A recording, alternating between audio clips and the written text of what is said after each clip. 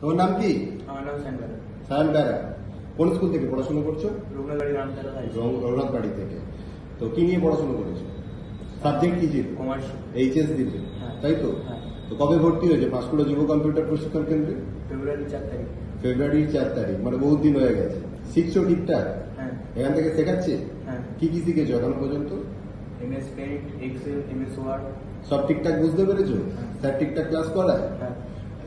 আর কি কি দিয়েছে এখান থেকে? স্পোকেন ইংলিশের ক্লাস দিয়েছে তোমাকে? হ্যাঁ, স্পোকেন ইংলিশ করাচ্ছি। ফ্রিতে দিচ্ছে? হ্যাঁ। কটা ক্লাস হয়েছে? 7টা।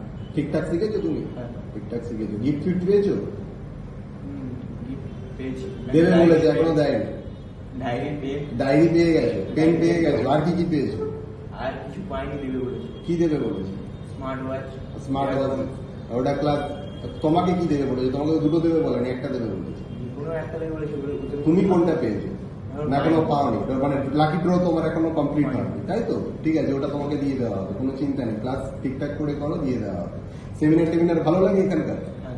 ভালো লাগে? ঠিক আছে, চলো, থ্যাংক ইউ।